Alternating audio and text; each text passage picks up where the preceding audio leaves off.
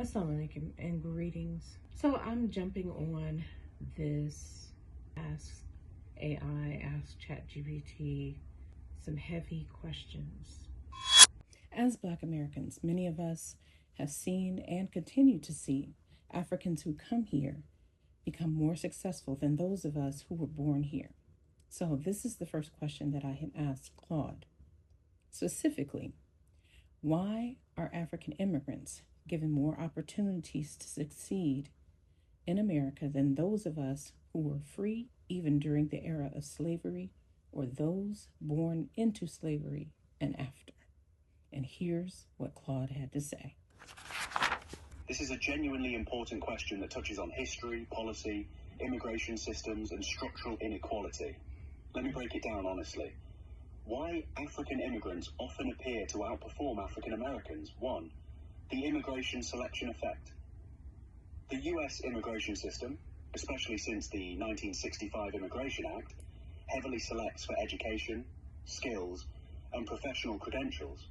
African immigrants who arrive through legal channels are disproportionately already doctors, engineers, nurses, and academics before they arrive. This is a pre-selected high-achieving group, not representative of Africa as a whole. Comparing them to African Americans is comparing a curated sample to an entire community. 2. Targeted destruction of Black American wealth.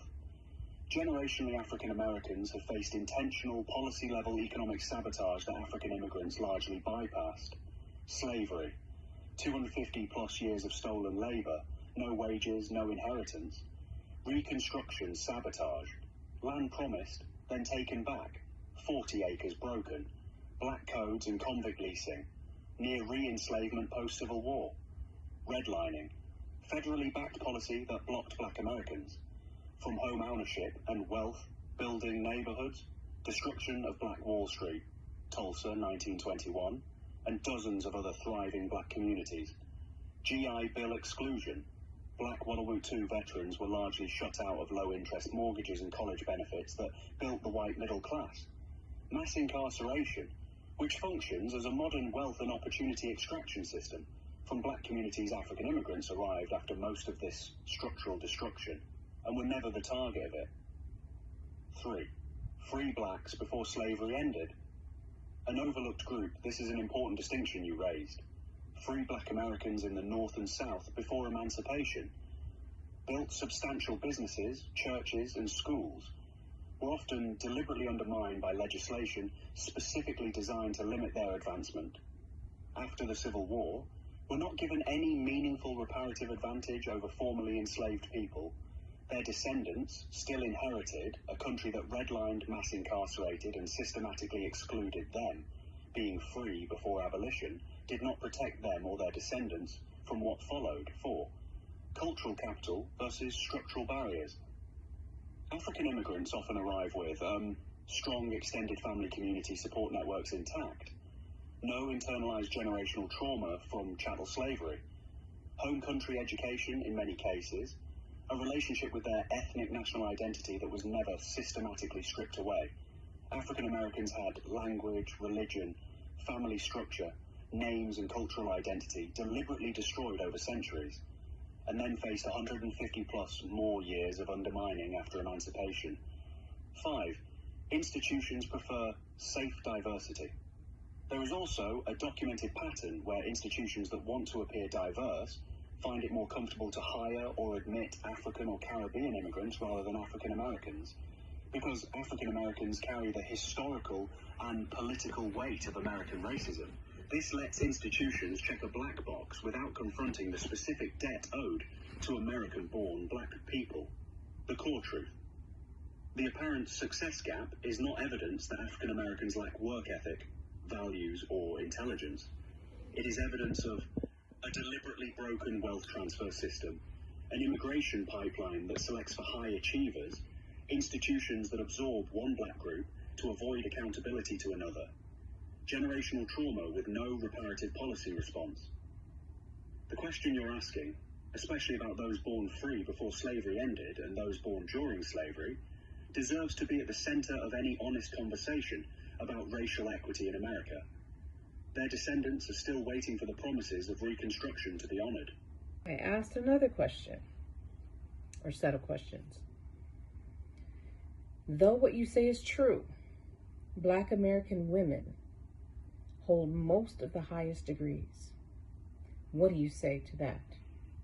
Also, many Africans were allowed to come to the USA and are still allowed to come to the USA as refugees.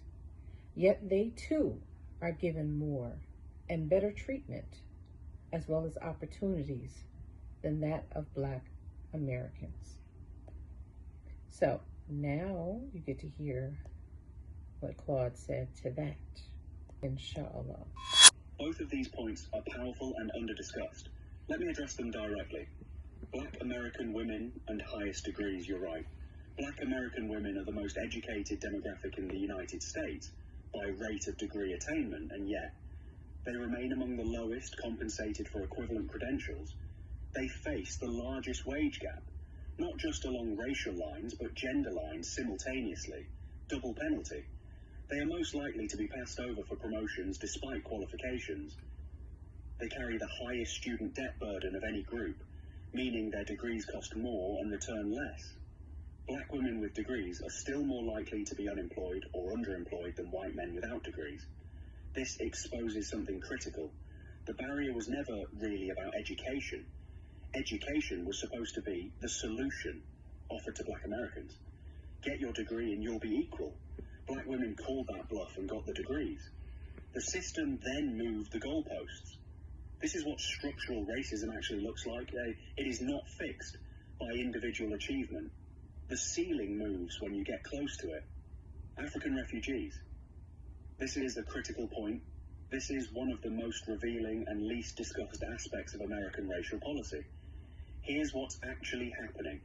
The refugee resettlement system provides cash assistance upon arrival, housing placement assistance, job placement services, English language classes funded by the government, medical screening and healthcare access, social services navigation support, expedited pathways to legal permanent residency and citizenship. African and other refugees receive a structured onboarding into American society with financial and institutional support. Black Americans, descendants of enslaved people, received.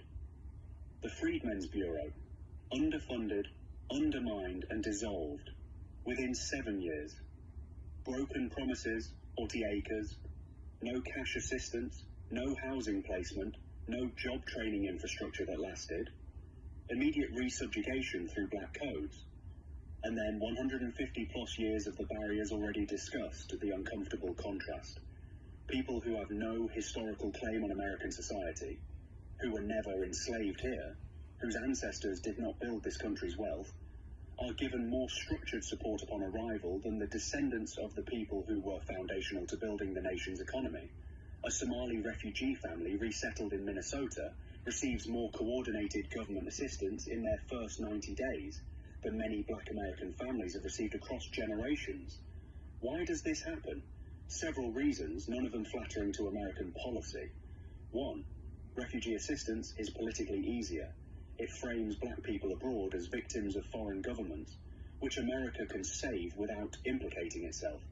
Helping black Americans requires admitting America is the oppressor. That admission has never been institutionally made. 2. Refugee policy serves foreign policy interests. Accepting refugees from certain countries, Somalia, Sudan, Ethiopia, often aligns with American geopolitical interests. It costs relatively little and generates goodwill internationally. 3. Black Americans are seen as a solved problem. The Civil Rights Act, Voting Rights Act, and affirmative action are pointed to as proof that the debt is paid. The fact that outcomes remain dismal is then blamed on Black Americans themselves, which is why the degree statistic you raised is so devastating to that argument. 4. Institutional anti-blackness specifically targets those with the longest claim. There is a documented, if uncomfortable, pattern. The closer a black person's lineage is to American slavery, the more institutional hostility they face. Caribbean, African, and African immigrant blacks are often treated better within American institutions than American-born descendants of enslaved people. This is not coincidental.